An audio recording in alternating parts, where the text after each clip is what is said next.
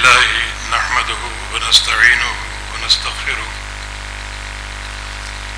ونعوذ بالله من شرور أنفسنا ومن سيئات أعمالنا من يهده الله فلا مضل له ومن يضلله فلا هادي له وأشهد أن لا إله إلا الله وحده لا شريك له وأشهد أن محمدا عبده ورسوله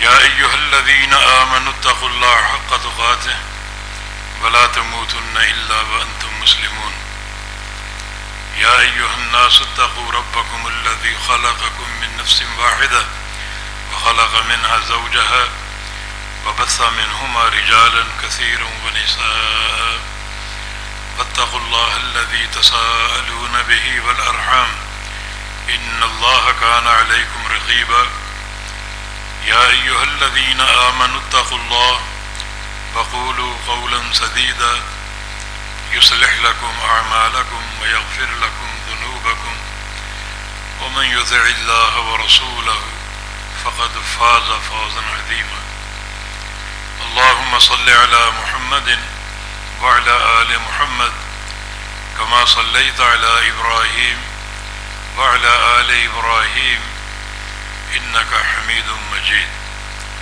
اللهم بارك على محمد وعلى آل محمد كما باركت على إبراهيم وعلى آل إبراهيم إنك حميد مجيد سبحانك لا علم لنا إلا ما علمتنا إنك أنت العليم الحكيم رب اشرح لي صدري ويسر لي أمري واحلل عقدة من لساني يفقه قولي أعوذ بالله من الشيطان الرجيم من همزه ونفخه ونفسه بسم الله الرحمن الرحيم يا أيها الذين آمنوا اتقوا الله ولتنظر نفس ما قدمت لغد واتقوا الله إن الله خبير بما تعملون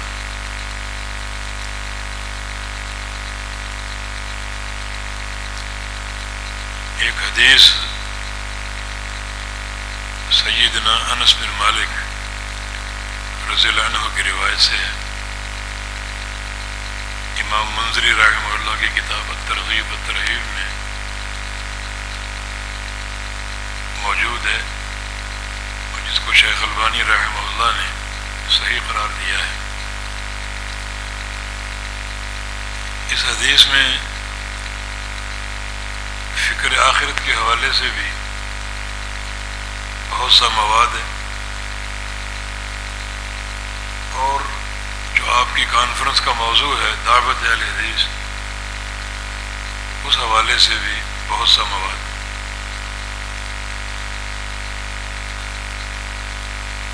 سیدنا انس بن مالک رضی اللہ عنہ نبی علیہ السلام کی خدمت میں حاضر ہوئے اور آ کر ایک خواہش کا اظہار کیا. دراصل فکر آخرت ہر صحابی کے ذہن اور قلب و دماغ پر سوار رہتی تھی اور رہنی چاہیے کہ اس دن کامیابی کیسے ملے گی, اللہ کے عذاب سے چھٹکارا کیسے حاصل ہوگا. یہی ان کی سوچ اور فکر کا محور ہوا کرتا تھا اور یہی جناب انس رضی اللہ عنہ کی سوچ تھی. نبی علیہ السلام کے پاس حاضر ہوئے اور ایک خواہش کا اظہار کیا. عرض کیا کہ اسألک ان تشفع لی یوم القیامہ,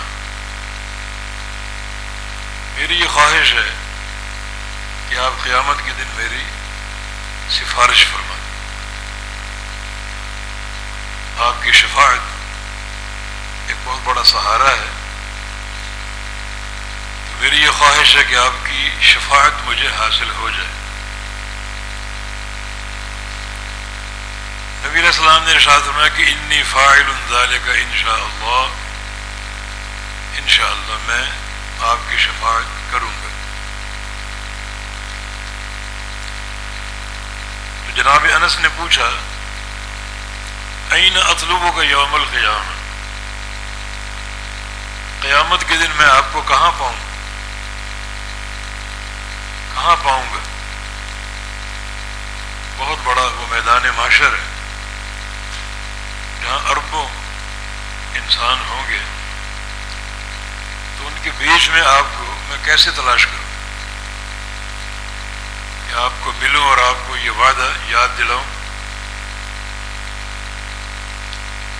تو آپ صلی اللہ علیہ وسلم نے 3 مقامات کا ذکر کیا۔ اول ما تطلبنی عند الصراط، سب سے پہلے مجھے وہاں آ کر ڈھونڈنا جہاں سے پل صراط کا سفر شروع ہو، پل صراط کے پاس، اور اگر وہاں نہ ملو تو تجدنی عند المیزان، پھر تم مجھے وہاں پاؤ گے جہاں میزان ترازو قائم ہوگا لوگوں کے اعمال تولنے کے لیے، اور اگر وہاں بھی نہ ملوں تو پھر تجدنی عند الحوض، پھر تم مجھے حوض کوثر کے پاس آ کر تلاش کر لینا، وہاں مل جاؤں گا۔ یہ 3 مقامات، اور حدیث اللہ کی توفیق سے پوری ہو گئی۔ اس میں چند باتیں ہیں، ایک تو فکر آخرت کا مواد ہے، اور دوسرا اس میں بڑی تفصیل سے دعوت اہل حدیث اور پروگرام اہل حدیث موجود ہے۔ فکر آخرت کیا ہے؟ جناب انس کی سوچ کہ قیامت کے دن کامیابی کیسے مل سکتی ہے، یہ سوچ ان کے قلب و دماغ پر سوار رہتی تھی، اور سیدنا معاذ بن جبل کے بقول آخرت کا معاملہ ایسا ہے کہ سوچ سوچ کر ہم بوجھل ہو گئے، بیمار پڑ گئے، اور کمزوری آ گئی، اور واقعتاً یہی ہم سب کی سوچ کا ایک محور ہونا چاہیے۔ بظاہر ہم دنیا میں مقیم ہیں، لیکن حقیقت میں سلف صالحین کی طرح دنیا کے مسافر بن جائیں اور مقیم آخرت بن جائیں، جیسا کہ نبی علیہ السلام کی حدیث ہے کن فی الدنیا کأنک غریب او عابر السبیل، کہ دنیا میں اس طرح رہو جیسے کوئی مسافر ہو یا کوئی راستہ عبور کرنے والا ہو۔ اس شخص نے ایک راستے سے گزرنا ہے، اس کو عبور کرنا ہے، اس کو مستقل ٹھکانہ نہیں بنا لیتا، وہ عبور کر کے آگے بڑھ جاتا ہے۔ تو دنیا کا معاملہ بھی ایسا ہی ہونا چاہیے، اپنے آپ کو مسافر سمجھو یا عابر سبیل سمجھو، اور اصل مقیم آخرت بن جاؤ۔ سلف صالحین کی طرح دنیا کی کوئی بھی شے دیکھتے تو ان کو آخرت یاد آ جاتی تھی۔ ابن رجب رحمہ اللہ بعض سلف صالحین کے حوالے سے نقل کرتے ہیں کہ جب وہ اپنے دل پر کوئی غفلت کا غبار محسوس کرتے تو کسی لوہار کی بھٹی کے پاس چلے جاتے اور پگھلتا ہوا لوہا دیکھتے جو آگ میں پگھل رہا ہے، سرخ ہو رہا ہے اور آگ اس کو پگھلا رہی ہے، تو ان کو جہنم کی آگ یاد آ جاتی اور بعض پر بے ہوشی طاری ہو جاتی۔ دنیا کی آگ جو ہے اس کے مقابلے میں جہنم کی آگ 70 گنا زیادہ گرم ہے۔ دنیا کی آگ لوہے کو پگھلا دیتی ہے تو جہنم کی آگ کا معاملہ کیا ہوگا؟ عبداللہ بن مبارک بڑی چوٹی کے محدث اور فقیہ تھے. ان کے ایک معاصر عالم کا بیان ہے کہ ہم سوچا کرتے تھے کہ ہم میں اور عبداللہ بن مبارک میں کیا فرق ہے. حدیث سے اشتغال ان کا بھی ہے، ہمارا بھی ہے، اور جو ظاہری اعمال ہیں، نمازیں ہیں، روزے ہیں، قیام اللیل ہے، وہ بھی کرتے ہیں، ہم بھی کرتے ہیں. مگر ان کی اتنی عمدہ شہرت کیوں ہے؟ وہ اس فلک کے 14ویں کے چاند بنے ہوئے ہیں، اور یہ بات ہمیں حاصل نہیں ہے، حالانکہ معاملہ تو ایک جیسا ہی ہے. کہتے یہ عقدہ اس دن کھلا جس دن ایک دعوت میں تھے ہم، رات کی دعوت تھی، اور کمرے میں چند لوگ موجود تھے، عبداللہ بن مبارک بھی تھے. اچانک چراغ بجھ گیا اور روشنی ختم ہو گئی، اندھیرا پھیل گیا، اور محسوس ہوا جیسے کچھ سسکیوں کی آواز ہو، کوئی رو رہا ہو. اور تھوڑی دیر بعد جب وہ روشنی بحال ہوئی تو ہم نے دیکھا عبداللہ بن مبارک کی پوری داڑھی آنسوں سے بھیگی ہوئی تھی. اس دن یہ بات واضح ہوئی. دراصل کمرے کی تاریکی دیکھ کر انہیں قبر کا اندھیرا یاد آ گیا کہ وہ کیسے برداشت ہوگا اور اس کا سامنا ہم کیسے کریں گے. اور یہ تقویٰ کا وہ معیار ہے جو بہت کم لوگوں کو حاصل. اور یہی فکر آخرت کی ایک صورت ہونی چاہیے کہ دنیا کا کوئی واقعہ ہو، کوئی حادثہ ہو، اسے دیکھ کر آخرت یاد آ جائے. دنیا کی نعمتیں دیکھیں تو جنت کی نعمتیں یاد آ جائیں. دنیا کے دکھ ہیں، درد ہیں، وہ دیکھیں تو آخرت کی تکلیفیں یاد آ جائیں. تو بندہ دنیا میں مقیم رہتے ہوئے بھی مسافر ہو اور اصل مقیم آخرت ہو. یہی انس بن مالک کی سوچ تھی. اور عرض کیا کہ آپ میرے لیے شفاعت کر دیجیے گا، بہت بڑا سہارا ہے، اور آپ نے وعدہ کر لی. اس حدیث میں مسائل تو بہت سے ہیں، مگر دو باتوں پر ہم نے غور کرنا. ایک مسئلہ شفاعت پر، اور دوسرا نبی علیہ السلام نے ان 3 مقامات کا تعین کیوں کیا. یا تو تمہیں پل صراط کے پاس ملوں گا، یا میزان کے پاس، اور یا حوض کوثر کے پاس. ان میں کیا حکمت ہے؟ ان 3 مقامات کا تعین آپ نے کیوں کیا؟ اور یہی چیز انشاءاللہ دعوت اہل حدیث کی اساس ہے. مسئلہ شفاعت. شفاعت حق ہے، ہمارا اس پر ایمان ہے. ہماری دعوت یہ ہے کہ شفاعت کے پروگرام کو قبول کرو. جو شفاعت کے حصول کے اسباب ہیں ان اسباب پر غور کرو. اور سب سے مرکزی سبب جو ہے، بلکہ واحد سبب جو ہے، وہ توحید باری تعالی ہے. اور توحید خالص کی دعوت ایک اہل الحدیث کے اسٹیج سے آپ کو ملے گی، اور کہیں نہیں. ہر مسلک میں توحید کے تعلق سے دراڑیں ہیں، بگاڑ ہیں، مفاسد ہیں، اونچ نیچ اور کمی کوتاہی ہے.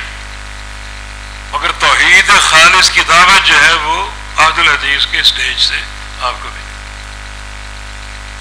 کہ شفاعت یہ اہل توحید کا حق ہے. نبی علیہ السلام کی حدیث ہے لکل نبی دعوت مستجابہ. اللہ نے ہر نبی کو ایک دعا کا اختیار دیا ہوا، وہ دعا کر لو ضرور قبول ہوگی. وقت دعا بھی، ہر نبی وہ دعا کر چکا ہے، اپنا حق استعمال کر چکا ہے. اور جب میری باری آئی، میری بعثت ہوئی، تو اللہ تعالیٰ نے مجھے بھی اس دعا کا اختیار دیا کہ آپ بھی ایک دعا کر سکتے ہیں، ضرور وہ قبول ہوگی. فرمایا کہ میں نے وہ دعا نہیں کی، ادخرت دعوتی، میں نے اس دعا کو سنبھال لیا، ذخیرہ کر لیا. شفاعت لامت یوم القیامہ، قیامت کے دن اپنی امت کی شفاعت کے لیے. وہ حق دنیا میں استعمال نہیں کیا، قیامت کے دن کروں گا، اپنے اپنے لیے نہیں بلکہ اپنی امت کے لیے، امت کی شفاعت کے لیے. یہاں تک تو یہ معاملہ سب کے لیے خوشخبری بن سکتا ہے. مگر اگلا جملہ ایسا ہے، اس نے بہت سو کی کمر توڑ دی، ان کے مناہج کا ستیہ ناش کر دیا، ان کے عقیدوں پر پانی پھیر دیا. وہ جملہ کیا ہے؟ وَهِيَ نَائِلَةٌ لِمَن مَّاتَ مِنْ أُمَّتِي لَا يُشْرِكُ بِاللَّهِ شَيْئًا. یہ شفاعت صرف اس بندے کو حاصل ہوگی جس کی موت توحید خالص پر ہے، شرک نہ کیا ہو. تو اس جملے نے بہت سے لوگوں کے طمع کا صفایا کر دیا، کمر ان کی امیدوں کی کمر توڑ دی. یہ صرف اہل توحید کا حق ہے. اہل توحید، وہ اہل توحید جن سے کسی گناہ کا ارتکاب ہو گیا تو ان کو لازماً شفاعت حاصل ہوگی. بس توحید ہونی چاہیے، اس کی مقدار کچھ بھی ہو. شرط یہ کہ شرک کی ملاوٹ نہ ہو اور شرک کی آمیزش نہ ہو. اخرجوا من النار من قال لا الہ الا اللہ وفی قلبہ وزن شعیرۃ من الایمان. اللہ تعالیٰ قیامت کے لیے فرمائے گا ان سب لوگوں کو جہنم سے نکال لو جنہوں نے لا الہ الا اللہ کا اقرار کیا اور ان کے دل میں ایک جو کے برابر توحید تھی، جو کے برابر ایمان تھا، اتنا بھی ایمان، اور آگے ایک گندم کے دانے کے برابر، اور آگے ایک ذرے کے برابر، اتنا بھی ایمان ہو. اگر وہ لا الہ الا اللہ کا اقرار کرتا ہے تو اس کو جہنم سے نکال. اب سنو، یہ لا الہ الا اللہ کا اقرار کیا ہے؟ یہ ایک اساسی شرط ہے نا. اس اقرار سے کیا مراد؟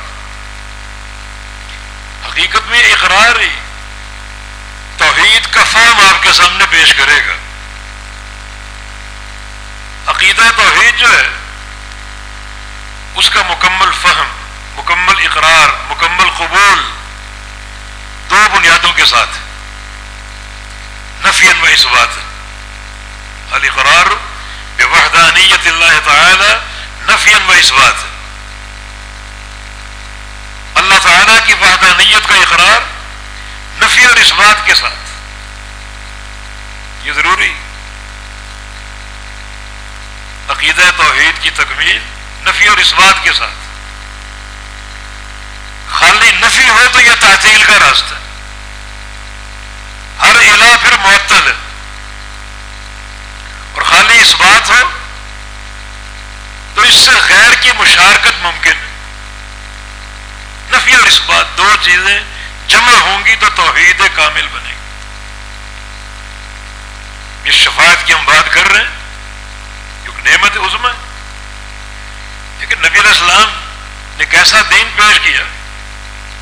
اس وقت صحابہ آپ کے ساتھ تھے اور شفاعت کا سوال کیا کرتے تھے. کئی صحابہ سے مروی، جیسے انس بن مالک شفاعت کا تقاضا کیا، اور جیسے ابو عبیدہ بن جراح، اور جیسے ابو موسیٰ اشعری. ان صحابہ سے بھی نبی علیہ السلام سے شفاعت کا تقاضا ثابت. اب دین اس میں بڑی سماحت اور برکت. اب صحابہ جب تک موجود ہیں یہ تقاضے وہ کرتے رہیں گے، اور جب نبی علیہ السلام دنیا سے تشریف لے گئے تو پھر جو بعد میں آنے والے لوگ ہیں وہ یہ تقاضا کیسے کریں؟ وہ دین سے محروم ہو جائیں گے. تو اللہ تعالیٰ نے پھر ایک جامع قاعدہ دے دیا شفاعت کے لیے. اب تقاضے کی ضرورت نہیں ہے، سوال کی ضرورت نہیں ہے، اس قاعدے کو پورا کر لو. اور وہ کیا ہے؟ وَهِيَ نَائِلَةٌ لِمَن مَّاتَ مِنْ أُمَّتِي لَا يُشْرِكُ بِاللَّهِ شَيْئًا. کہ موت عقیدہ توحید پر آئے، زندگی توحید پر گزرے. اور جو صحیح بخاری کی حدیث آپ نے سنی کہ جہنم سے نکال لے ان سب لوگوں کو جو اقرار کرتے تھے لا الہ الا اللہ کا، اور ان کے دل میں توحید توحید ایک جو کے دانے کے برابر تھی. بس اقرار کیا ہے لا الہ الا اللہ کا، یہ اس کو سمجھنے کی ضرورت. دنیا اس کو نہیں سمجھتی.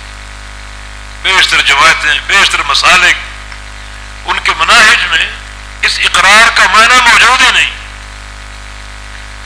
ان کے منہج توحید سے خالی، جو توحید خالص ہے کہ جہنم سے نکال لو لوگوں کو جنہوں نے اقرار کیا لا الہ الا اللہ کا. یہ اقرار دو چیزوں کے ساتھ، نفی اور اثبات. نفی بھی ضروری، اثبات بھی ضروری، تب توحید خالص بنے گی. دیکھیں آپ کہیں کہ سیالکوٹ میں کوئی عالم نہیں ہے، یہ تعطیل ہے، کوئی عالم نہیں. اور آپ کہیں کہ زید عالم ہے، یہ اثبات ہے. تو زید اگر عالم ہے تو غیر زید بھی عالم ہو سکتے ہیں، غیر کی مشارکت ممکن ہے. اگر اللہ معبود ہے تو غیر اللہ بھی معبود ہو سکتا ہے، مشارکت ممکن. اور کہیں معبود کوئی بھی نہیں تھی، یہ تعطیل. دونوں کو جمع کر لیں، کوئی معبود نہیں ہے سوائے اللہ کے. نفی بھی آ گئی، اثبات بھی آ گئی. یہ توحید کامل و توحید خالص، یہ اقرار کرے. جن لوگوں کی توحید اس نہج پر ہو، نفی اور اثبات کے ساتھ، نفی اور اثبات کی مشارکت کے ساتھ، دونوں چیزیں جمع کر کے، وہ توحید خالص. اب یہ اقرار ہو گیا، اقرار ہو گیا. اس کے بعد دل میں جو ایمان ہے اور توحید ہے، اگر وہ جو کے دانے کے برابر بھی ہے تو اللہ اس کو توحید کی برکت سے جہنم سے نکال کر جنت کا داخلہ عطا فرما دے گا. یہ دعوت اہل حدیث کہ توحید کو لو، توحید کو سمجھو نفی اور اثبات کے ساتھ. یہ توحید خالص. شیطان نے یہ شوشے چھوڑنے کی کوشش کی تھی. نبی علیہ السلام کی خدمت ابو طالب کو بھیجا، کفار قریش. آؤ آج ایک معاہدہ کر لیتے. کیا کہ آپ توحید بیان کریں، اپنے الہ کا، اللہ کا تعارف پیش کریں، اللہ تعالیٰ کی طرف دعوت دیں. ہم کوئی رکاوٹ نہیں بنیں گے، بس ہمارے معبودوں کی نفی نہ کریں، تردید نہ کریں. مانا توحید ہے اثباتی شکل میں، منفی شکل میں نہیں. پھر ہم آپ کے ساتھ ہیں، آپ ہمارے ساتھ ہیں. نہ کوئی رکاوٹ ہے، نہ کوئی مشکل ہے، نہ کوئی تکلیف ہے. تو آپ مان لیتے ہیں. جو صلح ہوتی ہے وہ کچھ لو اور کچھ دو کی بنیاد پر ہوتی. جو ایک ہم آپ کی مانتے ہیں، ایک ہماری آپ مان لیں. ہماری یہ مان لیں کہ توحید آپ پیش کریں اس باتی شکل میں، ہم آپ کی یہ بات مان لیتے ہیں. اور آپ ہماری یہ بات مان لیں کہ ہمارے معبودوں کا انکار نہ کریں. تو آپ نے کیا جواب دیا؟ فرمایا کہ سورج میرے دائیں ہاتھ پہ اور چاند بائیں ہاتھ پہ رکھ دو، پھر بھی تمہارے معبودوں کی مذمت، ان کی نفی اور ان کے انکار سے باز نہیں آؤں گا. اس انکار کے بغیر توحید بنتے ہی نہیں. اس کے دو معنی ہیں. ایک سورج اگر ایک ہتھیلی پر ہو، سورج کی گرمی، سورج کی تمازت اور شدت کتنی خطرناک ہوگی، وہ تکلیف برداشت کر سکتا ہوں مگر نفی سے باز نہیں آؤں گا. یا پھر معنی یہ کہ جہاں جہاں تک سورج پہنچتا ہے، جہاں جہاں تک چاند کی چاندنی پہنچتی ہے، وہاں وہاں تک کہ سارے خزانے میرے قدموں میں ڈھیر کر دو، پھر بھی میں بتوں کی مذمت اور تردید سے باز نہیں ہوں. کہ توحید نفی اور اثبات کے ساتھ یہ شفاعت. اس معنی کی تقویت صحیح بخاری کی ایک حدیث ہے. محدث امت ابو ہریرہ رضی اللہ عنہ خدمت میں حاضر ہوئے اور ایک سوال کیا، من اسعد الناس بشفاعتک یوم القیامہ. یا رسول اللہ صلی اللہ علیہ وسلم، وہ کون خوش نصیب لوگ ہیں جن کی آپ قیامت کے دن شفاعت کریں؟ رسول اللہ صلی اللہ علیہ وسلم نے کیا فرمایا؟ اسعد الناس بشفاعتی یوم القیامہ من قال لا الہ الا اللہ خالصا من قلبہ. میری شفاعت قیامت کے دن صرف ان خوش نصیبوں کو ملے گی جنہوں نے خالص دل سے اس کلمے کا لا الہ الا اللہ کا اقرار کیا، خالص ہو کر، مخلص ہو کر. یہ خالص اور مخلص ہونے کا معنی نفی اور اثبات کے ساتھ ہر غیر اللہ کا انکار اور صرف ایک اللہ کی الوہیت کا اثبات، اس کی الوہیت کا اقرار. یہ خالص اقرار ہے. وہ بندہ میری شفاعت کا مستحق ہوگا. اس حدیث نے بات اور واضح کر دی اور ہماری دعوت کا نچوڑ بھی یہی توحید نفی و اثبات، جس کا فائدہ کیا ہے؟ قیامت کے دن رسول اللہ صلی اللہ علیہ وسلم کی شفاعت کا حصول.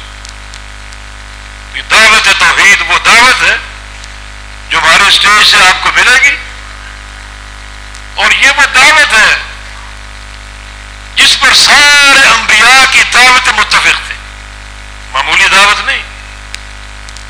اللہ تعالیٰ فرماتا ہے فاسأل من ارسلنا من قبلك من رسلنا اجعلنا من دون الرحمن آلهة يعبدون. اے میرے حبیب صلی اللہ علیہ وسلم، جو آپ سے قبل ہم نے انبیاء بھیجے ان سب سے باری باری پوچھو کسی نبی کی دعوت میں غیر اللہ کی عبادت کا چاہے ایک ذرے کے برابر میں کیوں نہ ہو کوئی تصور تھا؟ ہر نبی سے پوچھو، نوح علیہ السلام سے پوچھو، ابراہیم علیہ السلام سے پوچھو، ہود علیہ السلام ہے، صالح علیہ السلام ہے، شعیب علیہ السلام، یوسف علیہ السلام، یعقوب علیہ السلام، موسیٰ اور عیسیٰ علیہ السلام، سب سے پوچھو. اپنی قوموں کو دعوت دی. نوح علیہ السلام نے 950 سال دعوت دی. ان 950 سالوں میں کسی ایک دن کے ایک لمحے میں غیر اللہ کی عبادت کا کوئی تصور تھا؟ پوچھو نوح علیہ السلام سے. یہ ہماری دعوت ہے جس پر سارے انبیاء و مرسلین کی دعوت متفق ہے. پوچھو ان سے. کیسے پوچھے؟ وہ تو جا چکے، اپنا دور پورا کر کے جا چکے. کیسے پوچھے؟ ان سے پوچھنا ممکن ہی نہیں. ہاں پوچھو بذریعہ قرآن. قرآن سارے انبیاء سابقین کی دعوت کا محافظ پوری حوالے سے بیان کیا ہے. انبیاء سابقین کی دعوت کیا تھی؟ نوح علیہ السلام کی اور ابراہیم علیہ السلام کی، اسحاق علیہ السلام، شعیب علیہ السلام، یعقوب. کیا ان کی دعوت؟ فرمایا وَلَقَدْ بَعَثْنَا فِي كُلِّ أُمَّةٍ رَسُولًا أَنِ اعْبُدُوا اللَّهَ وَاجْتَنِبُوا الطَّاغُوتَ. ہم نے ہر قوم میں رسول بھیجا، ہر قوم میں اس دعوت کے ساتھ کہ ایک اللہ کی عبادت کرو اور ہر طاغوت کا انکار کر دو. بات یہ نہ چلی نفی اور اثبات. اعبدوا اللہ یہ اثبات ہے، ایک اللہ کی عبادت. اور واجتنبوا الطاغوت نفی، ہر طاغوت کا انکار کرو. طاغوت کی وضاحت میں بڑی لمبی بات ہو سکتی، لیکن بات چونکہ توحید کے تعلق سے، تو توحید کے تعلق سے طاغوت کے دو معنی. ویسے طاغوت طغیانی سے، طغیانی کسی چیز کا حد سے بڑھ جانا. جن دنوں سیلاب آتا ہے دریاؤں میں طغیانی مانا مقررہ حد سے پانی اوپر چلا گیا، حد سے بڑھ گیا، طغیانی. طاغوت سے بچو. توحید کے باب میں طاغوت کا معنی یہ ہے ہر وہ شخص طاغوت ہے جو اپنی عبادت کی دعوت دے، جیسے فرعون اپنی عبادت کی دعوت دے. اور دوسرا ہر وہ شخص جو خود تو دعوت نہیں دیتا مگر آپ نے ان کو معبود بنا دیا. یعنی آپ نے ان لوگوں کو ان کی حد سے بڑھا دیا. کچھ طاغوت خود بنتے ہیں، کچھ بنائے جاتے ہیں. ہر طاغوت سے بچو، ہر طاغوت کا انکار کرو.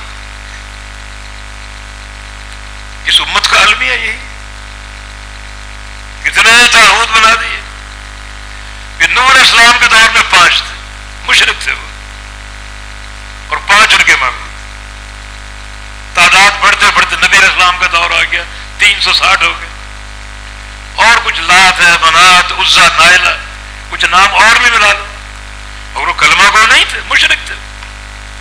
آج کلمہ گو لوگوں نے لاکھوں طاغوت کھڑے کر دیے، لاکھوں معبود، دو چار کی بات نہیں، لاکھوں، ہر قدم پر آپ کو طاغوت ملے گا، قبروں کے طواف ہو رہے ہیں، سجدے ہو رہے ہیں، دیے جلائے جا رہے ہیں، چادریں چڑھائی جا رہے ہیں، جو کہ پرلے درجہ کا ایک حرام اور شرک ہے، اس امت کا حل بھی ہے۔ تو بات یہ ہو رہی ہے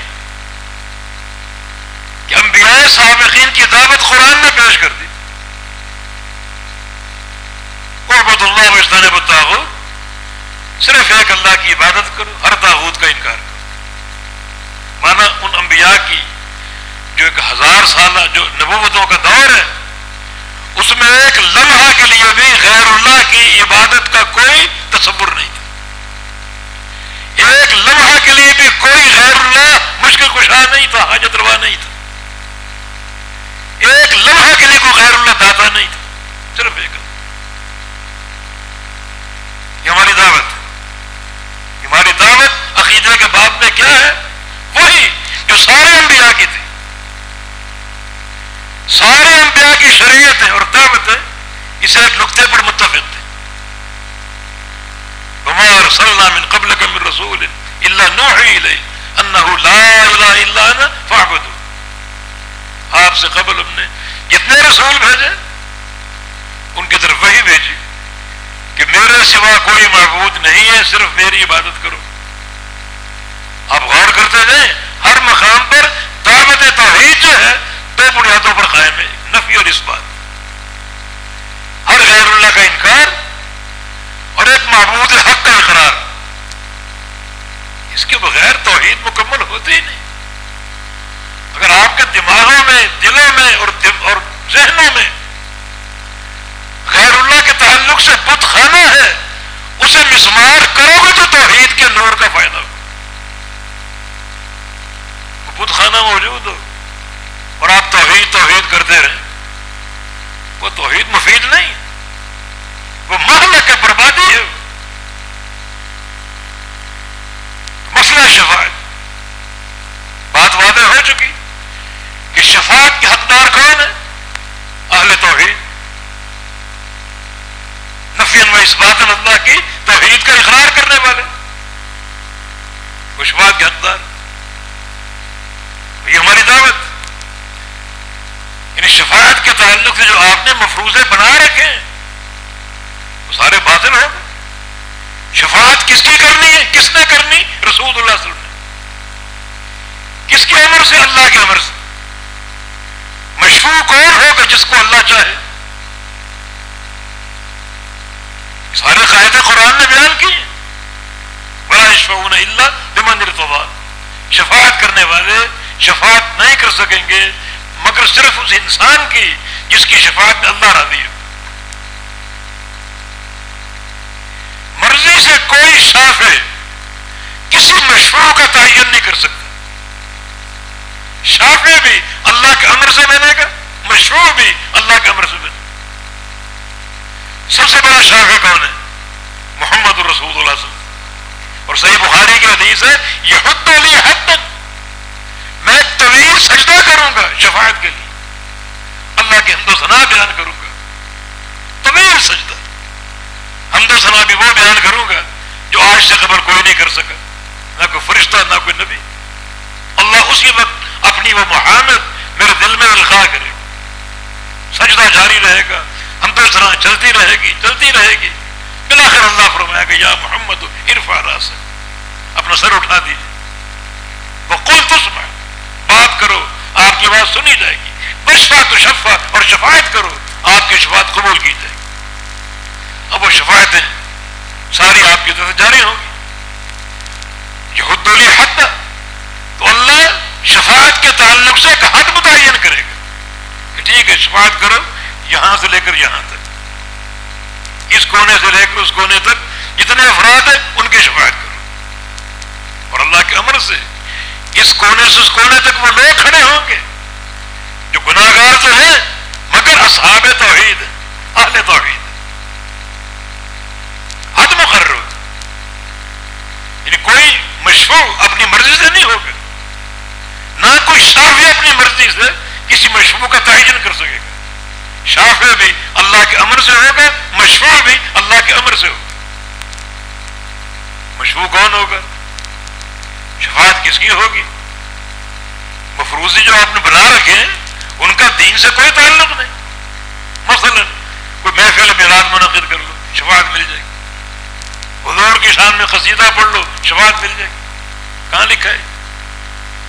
جس نے شفاعت کرنی ہے ان سے پوچھا گیا کہ آپ شفاعت کس کی کریں گے؟ فرمایا اسعد الناس بشفاعتی یوم القیامہ من قال لا الہ الا اللہ خالصا من قلبہ. صرف ان لوگوں کی جن کے اندر نفی و اثباتا توحید کی معرفت ہو، توحید کا اقرار ہو، بالکل خالص دل کے ساتھ. تو سہارا بہت بڑا ہے، اس کو ضائع کرنے کی کوشش نہ کرو. محض اپنے دنیا کے تعصبات کی خاطر شرک اگر موجود ہے آپ کے عقیدے میں یا آپ کے عمل میں، آپ شفاعت سے محروم. ضروری ہے کہ توحید کو سمجھو، اور توحید اول سے آخر تک نفی اور اثبات کے ساتھ. تین قسم ہے نا توحید: ربوبیت، اللہ کا خالق ہونا، مالک ہونا، رازق ہونا، کائنات کا مدبر ہونا. نفی و اثبات، اللہ خالق ہے اور کوئی خالق نہیں ہے. اللہ خالق کل شیء، یہ اثبات ہے. ہل من خالق غیر اللہ، نفی. نفی اور اثبات کے ساتھ. اللہ مالک ہے اور کوئی مالک نہیں ہے. اللہ رازق ہے اور کوئی رازق نہیں ہے. اللہ مشکل کشا ہے اور کوئی مشکل کشا نہیں. اللہ تعالیٰ پوری کائنات کا تصریف کرنے والا، تدبیر کرنے والا اور کوئی نہیں. نفی اور اثبات. توحید الوہیت ہے، ایک اللہ کا معبود ہونا. اللہ معبود ہے اور کوئی معبود نہیں. معبود ہونے کے تعلق سے جزیات پر آ جاؤ. نماز اللہ کے لیے اور کسی کے لیے نہیں، سجدہ اللہ کے لیے اور کسی کے لیے نہیں، رکوع اللہ کے لیے اور کسی کے لیے. یہ سارا اقرار جو ہے الوہیت کے تعلق سے نفی اور اثبات کے ساتھ. تیسری قسم اسماء و صفات کی توحید. اللہ تعالیٰ کے پیارے پیارے نام، اللہ تعالیٰ کی صفات، اللہ تعالیٰ کے افعال، وہاں بھی نفی اور اثبات کا قاعدہ ہے.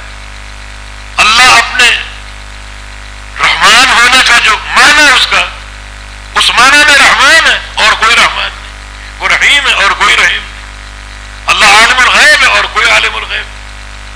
اللہ تعالیٰ حی ہے، قیوم ہے، سمیع ہے، بصیر ہے. اس معنی میں اور کوئی حی و قیوم اور سمیع و بصیر نہیں. الغرض پوری توحید کا عقیدہ نفی اور اثبات کے ساتھ، جس کا اقرار کرنا ضروری، جس کا اقرار کرنا ضروری. یہ توحید ہوگی تو شفاعت ملے گی. سہارا بہت بڑا، کتنا بڑا. نبی علیہ السلام کا فرمان ہے کہ خیرنی ربی، اللہ نے مجھے اختیار دیا. کیا اختیار دیا؟ یا تو اپنی آدھی امت جنت میں لے لو اور یا شفاعت لے لو. آدھی امت، غور کرو، یہ تعداد چھوٹی نہیں. ہاں، امت سے مراد امت اجابت ہے، امت دعوت نہیں. امت دعوت میں ساری امت ہے، اس میں کفار بھی، یہودی بھی، عیسائی بھی، مجوسی بھی، مشرکین بھی. امت اجابت سے مراد وہ لوگ جنہوں نے نبی علیہ السلام کی دعوت کو قبول کیا، ایمان لائے. اس امت اجابت میں سے آدھی امت جنت میں لے لو. مانا امت اجابت میں پورے لوگ شفاعت کے مستحق نہیں. شفاعت کا قاعدہ ہے، توحید کی اساس یہ قاعدہ موجود ہے، اس قاعدے کے بغیر نہیں. تعداد بہت بڑی، تو آپ کو اختیار دیا گیا آدھی امت لے لو جنت میں یا شفاعت دے لو. تو صحابہ چونکہ خیر کے بڑے حریص تھے، فوراً پوچھا ماذا اخترت یا رسول اللہ، آپ نے کیا منتخب کیا، کیا اختیار کیا؟ فرمایا کہ اخترت الشفاعت، میں نے شفاعت کو اختیار کیا. مانا شفاعت کے ذریعے آدھی امت سے زیادہ لوگ جنت میں داخل ہوں گے. یہ مقام معمولی نہیں، اس کی ہم کو فکر ہونی چاہیے. سب گناہ گار ہیں اور شفاعت گناہ گاروں کا حق ہے بشرط توحید. توحید پر محنت ہو, توحید کے فہم کے لیے کوشش ہو, اور اس کوشش میں سر فہرست آپ نوٹ کر لیں یہ بات, علماء کی ذات, علماء سے رابطہ, علماء کی صحبت, علماء کی رفاقت, علماء سے ایک رابطے میں رہنا عقیدے کے فہم کے لیے ہم سب کی ضرورت ہے. یہ مسئلہ شفاعت یقیناً بہت بڑی فضیلت ہے, مگر اس کی اساس دعوت اہل حدیث پر قائم ہے, توحید خالص. اور توحید خالص کسی جماعت کے پروگرام میں موجود نہیں, کوئی نہ کوئی دراڑ ضرور ہے, کہیں ربوبیت کے تعلق سے, کہیں الوہیت کے تعلق سے, اور کہیں اسماء و صفات کے تعلق سے. امت کا کثیر طبقہ اسماء و صفات کی تعویل کے آڑ میں اسماء و صفات کا منکر. امام بغوی رحمہ اللہ کا قول, متاولین جو ہیں اسماء و صفات میں تعویلیں کرتے ہیں اور ظاہر یہ باور کرتے ہیں اسماء و صفات کو مانتے ہیں, مگر تعویل ایسی ہوتی ہے کہ وہ تعویل اسماء و صفات کے انکار پر منتج. یہ دعوت توحید خالص آپ کو اہل حدیث کے اسٹیج سے ملی. ہم نے اختصار سے کچھ بات کی مسئلہ شفاعت, ورنہ یہ لمبا باب ہے, بڑے اس میں مسائل, اختصار سے بات. یعنی فکر آخرت کا جو ایک احساس آپ کے اندر موجود ہو, تو اس کی عملی شکل یہ ہے کہ نبی علیہ السلام کی شفاعت کے حصول کا پروگرام, اس کو سمجھو وہ کن نکات پر ہے, کن قواعد پر ہے, کن اصولوں پر ہے. سر فہرست قاعدہ جو ہے اللہ تعالیٰ کی توحید کا, توحید کی طرف آ جاؤ. اور توحید جو لا الہ الا اللہ, جو صحیح بخاری کی حدیث آپ نے سنی, اس کو پیش کرنے کا مقصد یہ ہے کہ توحید کا اقرار نفی اور اثبات کے ساتھ. آج پاکستان کی اکثریت جو ہے ایک بڑی جماعت ہے, بڑی جماعت, ہر وقت گھومتے رہنا اور گشت کرتے رہنا, لوٹا اور بستر ان کا شعار. ان کے ہاں بھی توحید اثباتی شکل, نفی نہیں, اثباتی شکل میں توحید بیان کرو, اور ان مزارات کی اور جبوں اور قبوں کی نفی نہ کرو, ان درگاہوں کی نفی نہ کرو, لوگ ڈوٹ جائیں. یہ کیسا جوڑ ہے, فیر ہے. جس جوڑ کی بنیاد توحید نہ ہو, شرعی اعتبار سے اس کی کوئی قیمت نہیں. الحب فی اللہ والبغض فی اللہ, من حب للہ وابغض للہ. اوثق الایمان الموالات فی اللہ والمعادات فی اللہ. یہ توحید, یہ اساس ہے. اس اساس پر جوڑ اور توڑ, تو ان کی دعوت میں توحید بصورت اثبات ہے, بس نفی نہیں. نفی کے بغیر توحید مکمل ہو ہی نہیں سکتی. آپ کی زبان پر ایک اللہ کے معبود ہونے کا اقرار ہو, ٹھیک ہے, مگر توحید مکمل نہیں. جب تک دل میں تصدیق نہ ہو, چلے تصدیق بھی آ گئی, ٹھیک ہے, توحید مکمل نہیں ہوئی. جب تک پوری عمر ایک اللہ کی عبادت نہ کرو, وہ بھی کر لی, پھر بھی توحید مکمل نہیں ہوئی. جب تک ہر معبود باطل کا انکار نہ کرو. سبحان اللہ, اس کا منظر, یہ کلمہ تنزیہ, اللہ ہر معبود سے پاک, ہر نقص سے پاک. اب اس تعلق سے آپ کے دماغوں میں تصور کیا ہو؟ تصور یہ ہو کہ شرک نوح علیہ السلام کے دور سے شروع, اس سے قبل شرک نہیں تھا. بغور عبداللہ بن عباس رضی اللہ عنہما کے, اس سے قبل 10 صدیاں گزری, شرک نہیں تھا. نوح علیہ السلام کے دور سے شروع. انہوں نے 5 جو ہے وہ بت کھڑے کر لی, ان کی پوجا شروع ہو گئی. آپ کیا کریں, ان سب کا انکار کریں. یہ میرا عقیدہ, سبحان اللہ, اللہ ان سے پاک ہے. ہر نبی کے دور میں شرک رہا, آپ اقرار کریں اللہ ان سے پاک ہے. اور نبی آخر الزمان محمد مصطفیٰ علیہ السلام کے دور میں شرک تھا. اقرار کر اللہ ان سے پاک ہے. آج تک جو بھی معبود لوگوں نے گھڑے اللہ ان سے پاک ہے. قیامت تک جو بھی معبود لوگ بنائیں گے اللہ ان سے پاک ہے. یہ سبحان اللہ، یہ تصور توحید.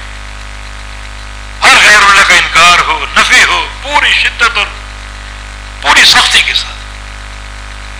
اور ایک اللہ کا اقرار، وہی اکیلا معبود حق ہے، بڑی مشکل کشا، حاجت روا، اولاد دینے والا، بگڑی بنانے والا، شفا دینے والا، عبادت کے لائق، سجدے کے لائق، رکوع کے لائق، نظر و نیاز قربانی کے لائق وہی ایک ہے اور کوئی نہیں. نفی اور اثبات، تب توحید کی تکمیل ہوگی. اور اس تکمیل کے ساتھ ہی یقیناً نبی علیہ السلام کی شفاعت قیامت کے دن حاصل ہوگی. اور پھر ساتھ ساتھ غیرت توحید، غیرت توحید ہر مومن بندے کے دل میں ہو، جو کہ اس کی توحید کا امتحان ہے. ہمارے استاد تھے سعودی عرب میں، وہ کہتے ہیں غیرت توحید اگر آپ نے چیک کرنی ہے کہ میرے اندر توحید کی غیرت ہے یا نہیں. مثلا آپ اخبار پڑھ رہے ہیں، دو خبریں آپ کے سامنے آ گئی. ایک یہ کہ کسی بچی پر، کسی خاتون پر 10 مجرموں نے ریپ کر دیا. یہ بات غیرت کو ابھارنے کے لیے بہت بڑی سرخی آ گیا، آپ نے پڑھ لی. ایک ساتھ خبر یہ بھی کہ فلاں درگاہ پر فلاں وزیر چادر چڑھا. یہ دو خبریں. یہاں آپ کی غیرت توحید کا امتحان ہے. زیادہ غیرت کس خبر پر آپ کو آتی؟ ریپ والی پر یا چادر والی پر؟ غیرت توحید، یہ غیرت اللہ کے معاملے، اللہ کے حق میں. یہ ڈاکہ اللہ کے حق میں. یہ دیے جلانا، چادریں چڑھانا، پھول نشاور کرنا قبروں پر، مزاروں پر، کیوں؟ بہت بڑا حرام ہے، جرم ہے. یہ دیے کیوں جلا رہے ہو؟ یہ چادریں کیوں چڑھا رہے ہو؟ تاکہ قبر والا خوش ہو. اچھا، اس کو خوش کیوں کرنا چاہتے ہو؟ تاکہ ہماری حاجتیں پوری کرے. دیکھیں بات کہاں جا رہی، ہماری حاجتیں پوری کرے. مانا قبر والا جانتا ہے آپ دیا جلا رہے ہیں، آپ کے ذمہ پر خوش ہو رہے ہیں اور آپ کی حاجتیں ضرورتیں پوری کرنے پر وہ قادر. کتنا بڑا شرک ہے. یہ غیرت توحید کا امتحان. جتنی قوت کے ساتھ ایک اللہ کی عبادت کرو گے، اتنی قوت کے ساتھ غیر اللہ کا انکار کرو، اجر اس کا بھی اور اس کا بھی. اس کی دلیل صحیح بخاری کی آخری حدیث، دو کلمے قیامت کے دن اللہ کے میزان میں بہت بھاری ہوں گے، بہت بھاری ہوں گے. دو کلمے کون سے؟ سبحان اللہ و بحمدہ. سبحان اللہ یہ کلمہ تنزیہ ہے. ہر غیر اللہ کا انکار، ہر معبود باطل کا انکار. جب انکار کرو گے پوری قوت کے ساتھ تو سبحان اللہ کا بھی تولا جائے گا. و بحمدہ ایک اللہ کا اقرار. ہر حمد کے قابل وہ ہے، اس کی صفات علا، اسماء حسنى، اس کا اقرار. تو حمدہ میں اس بات ہے اور سبحان اللہ میں نفی اور اس بات. تو اللہ کے میزان میں جیسے اس بات کو تولا جائے گا، نفی کو بھی تولا جائے گا. ثقیلتان فی المیزان. یہ دونوں کلمے اللہ کے میزان میں بڑے وزنی اور بڑے بھاری ہوں گے. تو پوری قوت کے ساتھ غیرت توحید ہو، پوری قوت کے ساتھ غیر اللہ کی نفی غیرت کے ساتھ ہو، پورے فہم کے ساتھ ہو. اس عقیدے پر قائم رہے. یہ ایک اکیلا ہی عقیدہ بندے کی نجات اور کامیابی کے لیے کافی. اللہ کو توحید پسند آ جائے. مسند احمد کی حدیث ہے، قیامت کے دن ایک بندہ آئے گا 99 گناہوں کے رجسٹر سامنے کھلے ہوئے، 99 گناہ بھرے ہوئے، گناہ ہی گناہ. دیکھے گا، اپنی بربادی کا یقین کر لے گا. فرشتے بھی دیکھیں،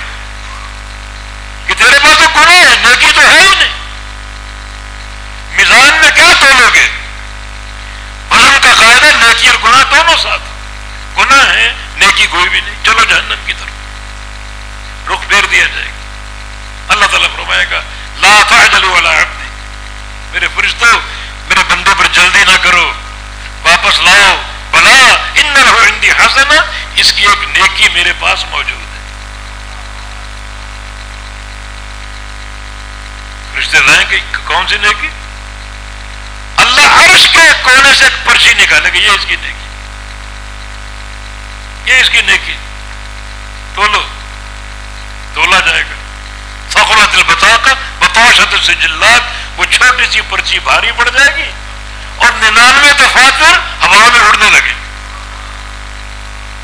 سارے گناہوں کے پرخچے اڑ گئے. کیا اس پرچی کھولا جائے گا اشہد ان لا الہ الا اللہ, اس کی توحید کی سچی گواہی نفی اور اثبات کے ساتھ. اللہ کو پسند آئے. یہ کلمہ تو سب پڑھتے ہیں بغیر شعور کے, بغیر معرفت کے, بغیر غیرت کے, بغیر تنزیہ کے, عقیدہ کے, بس رٹتے جا رہے ہیں, پڑھتے جا رہے ہیں, پڑھتے جا رہے ہیں. 10,000 بار روزانہ پڑھ دو فائدہ نہیں ہے اگر فہم نہ ہو اور حقیقت توحید کا ادراک اور علم نہ ہو. اس نے کس فہم کے ساتھ پڑھا, کس صدق کے ساتھ, کس یقین کے ساتھ, کس تصدیق کے ساتھ اللہ کو پسند آ گئی. اللہ نے یہ نیکی محفوظ کر لی.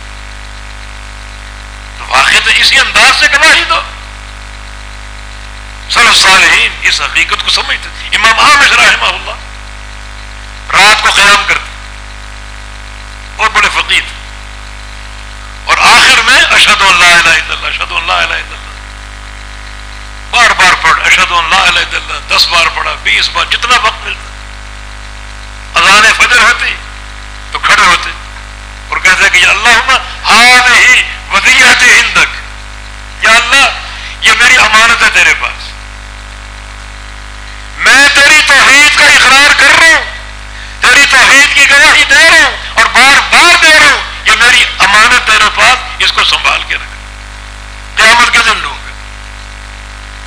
سلف صالحین کا انداز, یہ تعلق میں توحید, یہ ایک اصول اور قاعدہ نبی علیہ السلام کی شفاعت کو حاصل کرنے کا.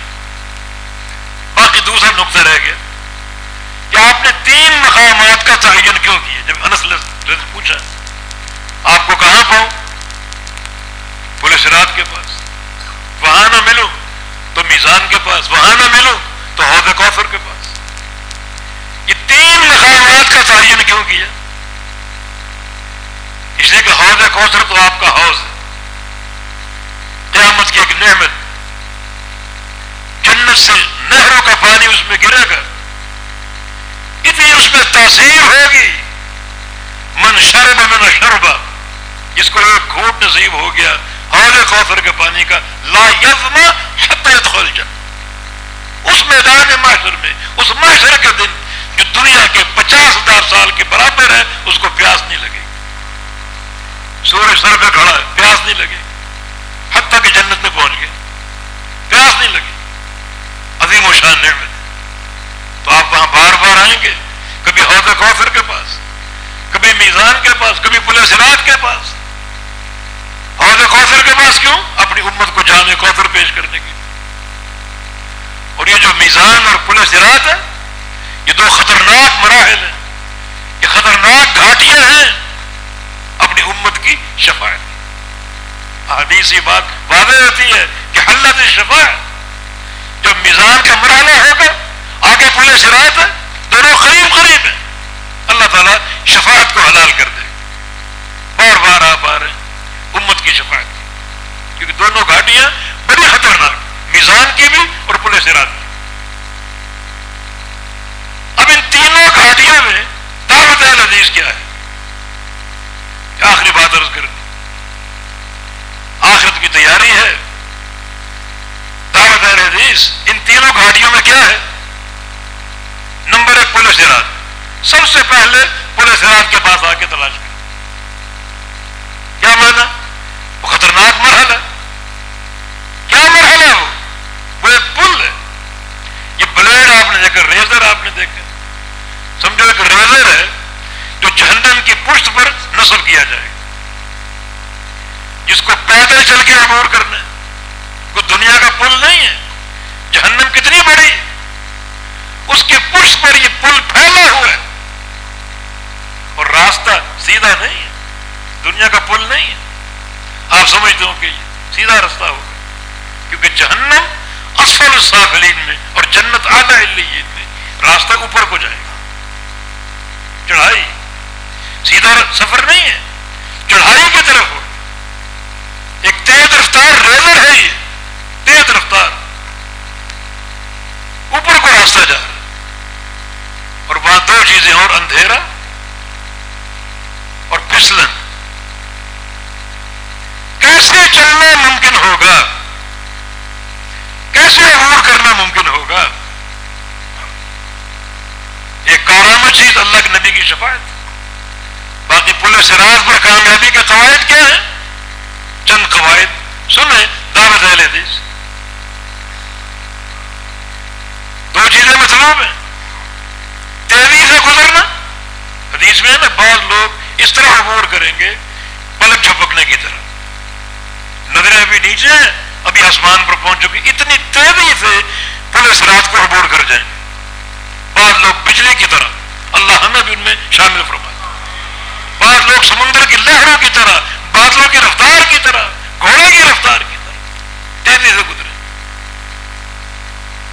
اس تیزی کا قاعدہ کیا ہے؟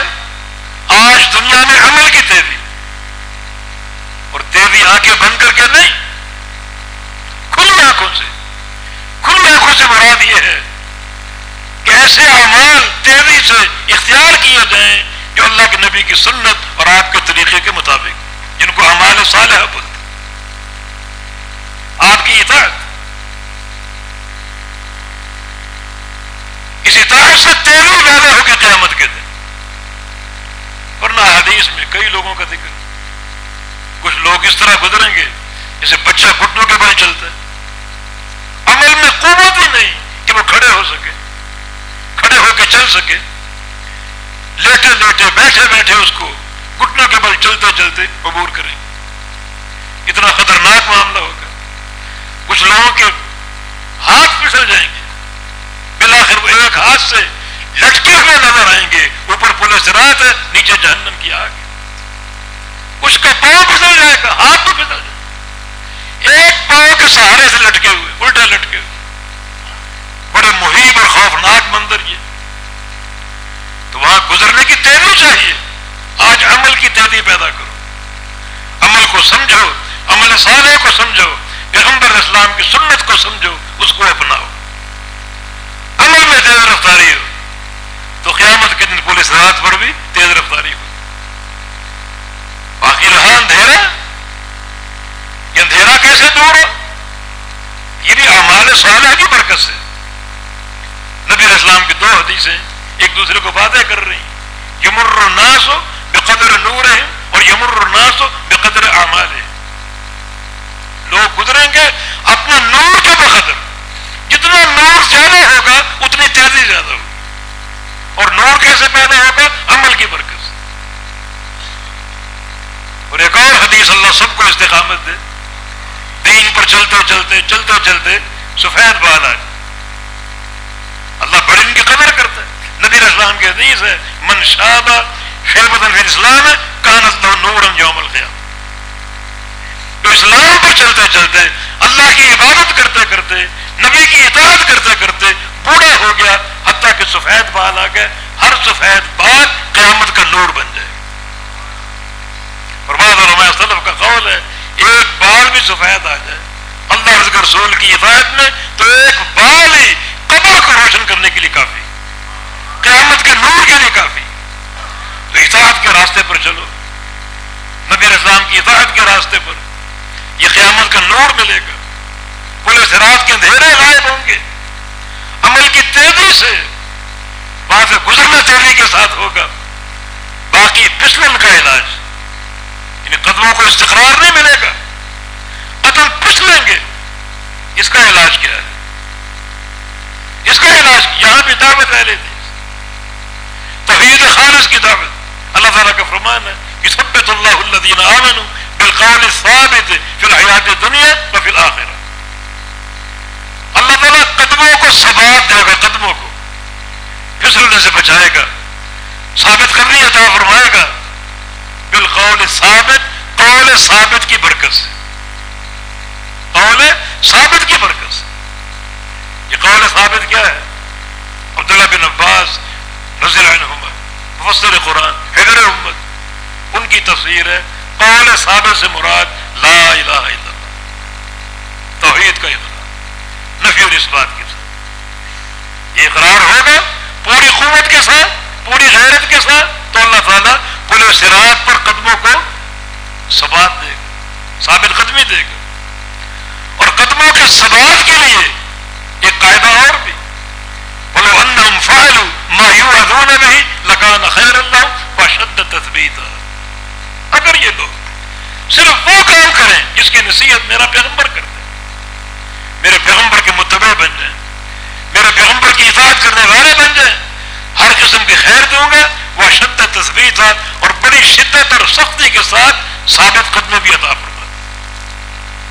مانو اس مرحلے میں اگر ثبات قدم چاہیے جہاں پھسلے نہیں پھسلے نے، تو اس کے لیے دو قاعدے، ایک توحید کی پختگی اور دوسرا پیغمبر اسلام کی اتباع اور آپ کی اطاعت کی پختگی۔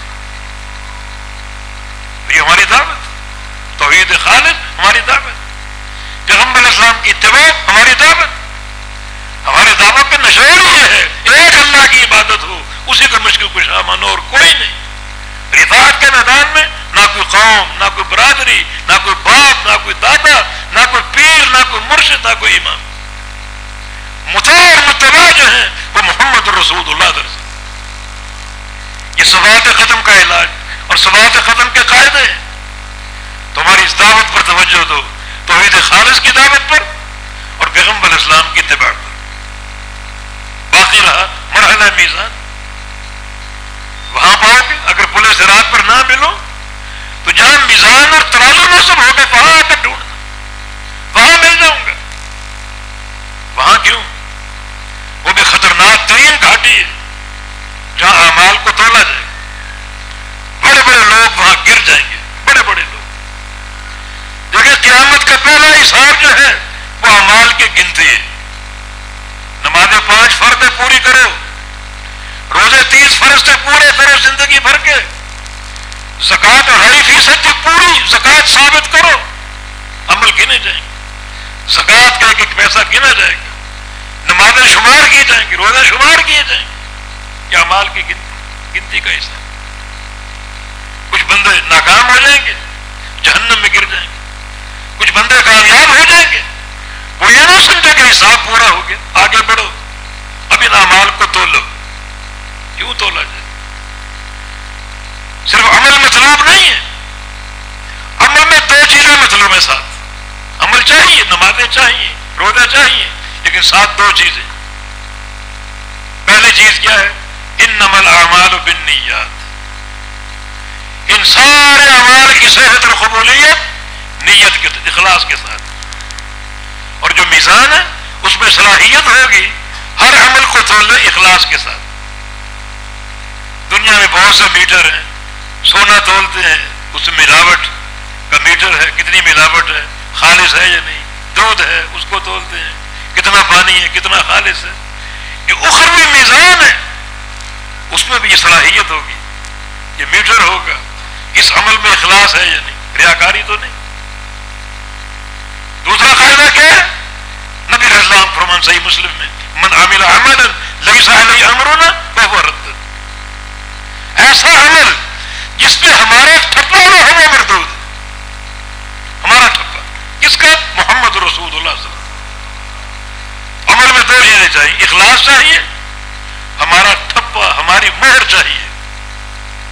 اب یہاں بہت سے لوگ گر جائیں گے، کسی کا عمل اخلاص سے خالی، ریاکار ہے، دکھاوا اور نمود و نمائش، اور کسی کا عمل تو ہے مگر پیغمبر اسلام کی سنت نہیں، باپ دادا کی پیروی، قوم برادری کی پیروی، اتباع رسول نہیں۔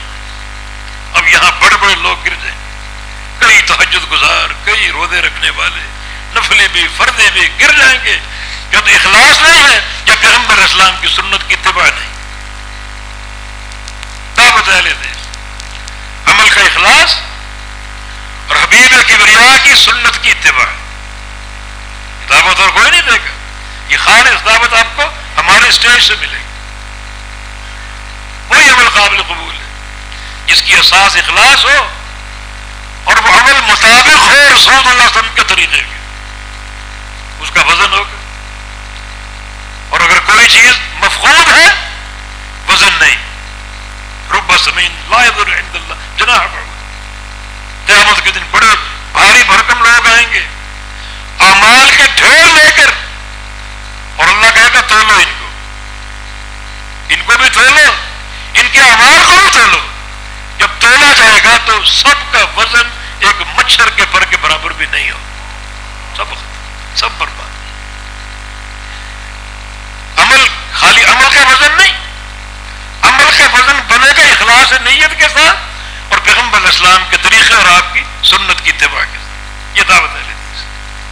مرحلہ میزان میں کامیابی انما الاعمال بالنیات کے ساتھ ہے, اور مرحلہ میزان میں کامیابی ہر عمل کے مطابق ہونا پیغمبر علیہ السلام کے طریقے اور آپ کے عمل کے. اس کو قبول کرو, ورنہ بہت سے لوگ یہاں ناکام ہو جائیں گے. بڑا گمبھیر معاملہ ہے, خطرناک گھاٹی ہے یہ. اس لیے اللہ کے نبی وہاں کھڑے ہیں امت کی شفاعت کی. اور جہاں تک حوض کوثر کی بات ہے وہاں بھی دعوت اہل حدیث کامیابی کے لیے, حوض کوثر کے جام کے لیے. فرمایا انی فرضکم الحوض, میں حوض کوثر پر تم سے پہلے پہنچ جاؤں گا اور تمہارا انتظار کروں. اللہ کے نبی منتظر, امت جائے گی اور آپ بڑی محبت سے جام کوثر پیش کریں گے. اللہ مجھے بھی عطا فرما دے, آپ کو بھی عطا فرما. لیکن ایک بڑا جتھا وہاں جائے گا جام کوثر لینے کے لیے. مگر اخفل جو ان کو راستے میں گرفتار کر لیا جائے گا, راستہ روک دیا جائے گا. آپ کیا فرمائیں گے؟ امتی امتی, میری امت ہے, ان کو آنے دو. انہیں کیوں روکا گیا؟ آپ کیسے پہچانیں گے میری امت ہے؟ اس لیے کہ ان کے وضو کے ادا چمک رہے, منہ چمک رہے, ہاتھ پاؤں چمک رہے, وضو کے ادا چمک رہے. ان امتی یاتون یوم القیامہ غرا محجلین, ادا وضو چمک رہے ہوں گے. اور اللہ ادا وضو کو چمکائے گا, ایک وقتی طور پر ان کو خوشی دے گا. یہ نفسیاتی مہارت ہے. جب گرفتار کر لیے جائیں گے عذاب بجھ جائیں گے, وہ نور بھی ختم ہو جائے گا. کیوں روکا گیا انہیں؟ جبریل امین فرمائیں گے انک لا تدری ما احدثوا بعدک, آپ نہیں جانتے انہوں نے آپ کے بعد کیسی کیسی بدعات جاری کی. آپ نہیں جانتے. بدعتی ٹولہ ہے, بدعتی ٹولہ. دین خالص قبول نہیں کیا, اپنی طرف سے اضافے کیے, اپنی طرف سے زیادتیاں کی اور بڑھا چڑھا کر مسائل مسالے کے ساتھ پیش کیے. یہ بدعتی ٹولہ ہے. تو آپ کیا فرمائیں گے؟ سحقا سحقا لمن غیر بعدی, جن لوگوں نے میرے بعد میرے دین کو تبدیل کیا انہیں مجھ سے دور کر دو, ہٹا دو دور, انہیں میری نگاہوں سے دور کر دو. تو بھائی جام کوثر لینے کے لیے قاعدہ کیا ہے؟ اللہ کے پیغمبر کی اتباع, بدعت سے بچاؤ, بدعت سے اجتناب, سنت خالص خالص سنت کی اور خالص آپ کے طریقے کی پیروی. یہ دعوت ہے. بدعت سے بچاؤ, شرک سے بچاؤ, توحید خالص اور پیغمبر علیہ السلام کا خالص طریقہ اور آپ کی خالص سنت, ان کو اپنا. یہ تین مقامات آپ نے انس کے سامنے ذکر فرمائے. اگر میں تمہیں پل صراط پر نہ ملا تو میزان کے پاس آ جانا, وہاں نہ ملا تو حوض کوثر کے پاس. اور تینوں مقام پر کامیابی کے قواعد موجود, اور وہ سارے قواعد جو ہیں الحمدللہ دعوت اہل حدیث کا نچوڑ. ان میں توحید خالص ہے, پیغمبر اسلام کی اتباع ہے, شرک سے نفرت ہے, بدعت سے نفرت ہے. یہ تمام چیزیں ہماری دعوت کے بنیادی ستون ہیں. فکر آخرت, فکر ہونا چاہیے, تیاری ہونی چاہیے. اب تیاری کیسے کریں؟ مرحلہ میزان کی تیاری ہر عمل اخلاص کے ساتھ کرو اور پیغمبر کے طریقے کی اتباع کے ساتھ کرو. اور پل صراط کی تیاری توحید خالص کے ساتھ تاکہ ثابت قدمی مل جائے, اللہ کے پیغمبر کی سچی غلامی کے ساتھ تاکہ ثابت قدمی مل جائے, عمل صالح کی تیزی کے ساتھ تاکہ تیز رفتاری سے پل صراط کو عبور کرنے کا موقع ملے. امتحان ہے، اس میں کامیابی کے لیے 2 اصول، ہر عمل اخلاص کی بنیاد پر ہو اور پیغمبر علیہ السلام کے طریقے کے مطابق۔ تو اس طرح یہ حدیث کی ایک مختصر شرح ہم نے پیش کر دی، مختصر سی تفسیر ہم نے کر دی۔ اللہ تعالیٰ ہمیں آخرت کی فکر کی توفیق دے، اللہ تعالیٰ ہم سب کو کامیابی عطا فرما دے۔ یا اللہ اس گھر میں تو نے ہمیں اکٹھا کیا، اسی طرح قیامت کے دن جنت الفردوس میں جمع فرما دے۔ اللہ ہمارے سینوں کو توحید خالص کے نور سے روشن کر دے، اللہ ہم کو شرک سے بچائے، بدعت سے بچائے۔ اللہ تعالیٰ خالص اپنے پیغمبر کی سنت اور ان کی اتباع پر ہم سب کو قائم رکھے۔ اللہ ہم کو کبائر سے بچائے، اللہ ہمارے وطن کی حفاظت کرے، اللہ ہم کو توحید خالص عطا فرما دے۔ اس ملک میں جو توحید کے نام پر لیا گیا اور آج تک توحید اس ملک میں داخل نہیں ہو سکی، اللہ اس ملک کے چپے چپے پر ہم کو اپنی توحید نافذ کرنے اور اپنے پیغمبر کی سچی غلامی کو قائم کرنے کی توفیق عطا فرما دے۔ اقول قولی ھذا واستغفر اللہ لی ولکم وآخر دعوانا الحمد للہ رب العالمین۔